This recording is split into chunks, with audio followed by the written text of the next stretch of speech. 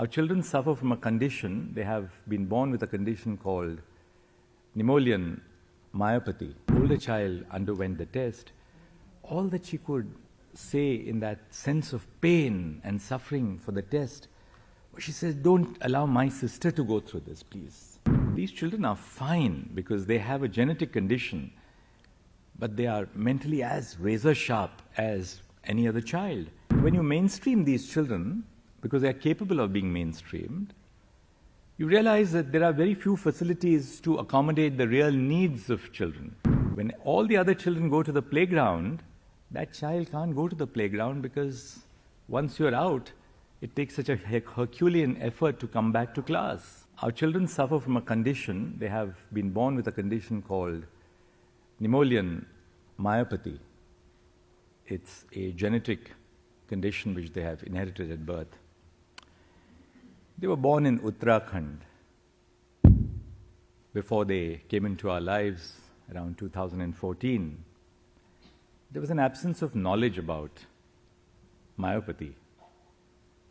Absence of knowledge among doctors, amongst caregivers, and certainly complete absence of knowledge on the part of their parents. And of course, everyone lives, in a sense, in a feeling of self-denial. The families where the children are born feel that, well, there's nothing wrong with them. There were no testing facilities, even in major institutes in India.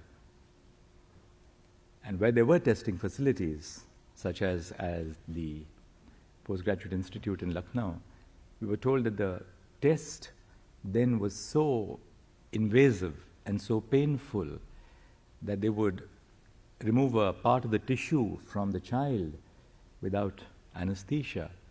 It was so terribly painful.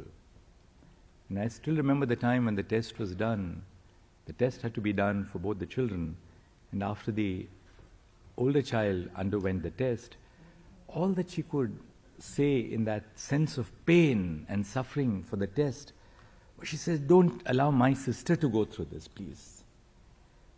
So there was an absence of adequate testing, absence of schools in Uttarakhand. When the children came to us in Allahabad, the sole school, which was run by the good Mr. Banerjee for children with disabilities, had shut down because Mr. Banerjee was no more. And there was no school where the children could even learn the basics of alphabet or everything that a little child aspires for. But the children would always have little school bags at home with a snack box and their bottle of water, because that represented their feelings. They aspired to go to school.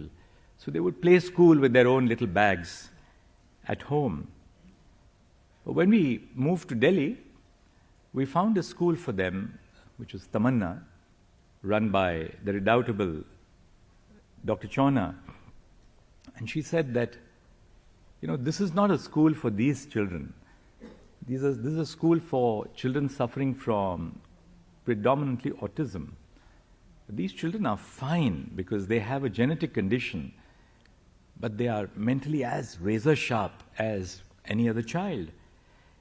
And gradually, she said, we have to mainstream these children, which is what we did.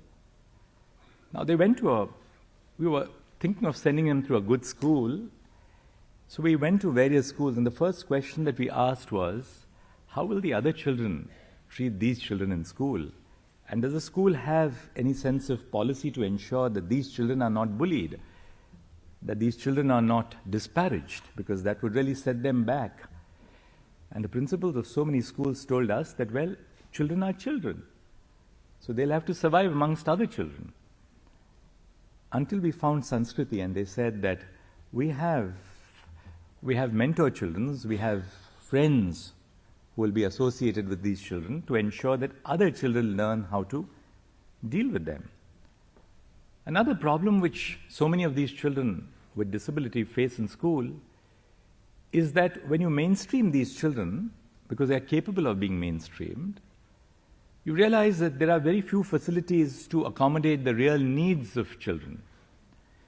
So if a child is fond of science and the science lab is in a basement, the child can't go to the science lab for the simple reason that there is no ramp and there is no lift. So, child has to sit in class when everybody else goes to a science lab, though science is so close to that child's heart. Or, when all the other children go to the playground, that child can't go to the playground because once you're out, it takes such a Herculean effort to come back to class. All other children participate in dramatics. All other children participate in poetry or debates.